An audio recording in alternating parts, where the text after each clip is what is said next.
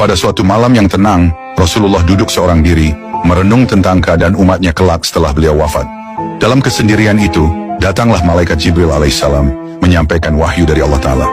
Jibril berkata, "Wahai Muhammad, Allah mengutusku untuk menyampaikan kabar, bahwasanya siapa saja dari umatmu yang bertaubat kepada Allah 1 tahun sebelum kematiannya, maka Allah akan menerima taubatnya dan mengampuni dosanya." Mendengar kabar itu, Rasulullah menangis. Air mata beliau menetes membasahi pipi dan janggutnya. Lalu beliau berkata dengan suara yang lirih, "Wahai Jibril, 1 tahun terlalu lama. Umatku banyak yang lalai dan tidak menyadari kapan ajal menjemput mereka. Bagaimana jika mereka tidak sempat bertobat 1 tahun sebelumnya?" Jibril pun kembali naik ke langit menghadap Allah, menyampaikan harapan Rasulullah. Tak lama kemudian, ia turun kembali dengan membawa berita, "Wahai Muhammad, Allah telah memberikan keringanan. Siapa saja dari umatmu yang bertaubat 1 bulan sebelum ajalnya, maka taubatnya diterima." Namun Rasulullah kembali menangis. Hatinya yang penuh kasih tak tega membayangkan umatnya yang terlambat sadar. "Wahai Jibril, 1 bulan pun masih lama. Mereka bisa saja masih dalam kelalaian dan tidak menyangka ajal sudah dekat." Lalu Jibril kembali naik ke langit untuk kedua kalinya. Dan ia turun kembali dengan membawa kabar dari Tuhan semesta alam.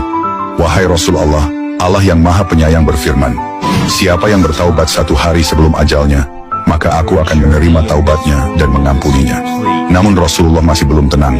Beliau kembali menangis dan berkata, "Wahai Jibril, 1 hari juga bisa luput. Umatku bisa saja tidak sadar bahwa hari itu adalah hari terakhir mereka."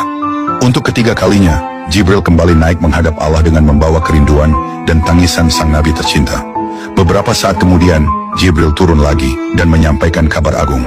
"Wahai Muhammad, inilah jawaban dari Tuhanmu.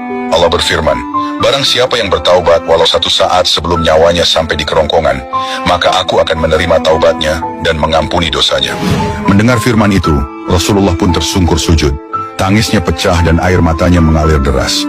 Dengan penuh haru beliau berkata, "Itu sudah cukup, itu sudah cukup. Segala puji bagi Allah yang Maha Pengasih lagi Maha Penyayang." Dan begitulah Nabi yang mulia, Rasulullah tak henti-hentinya memikirkan kita umatnya. Di saat beliau bisa tenang, beliau justru menangis. Di saat kita lalai, beliau justru memohonkan ampun.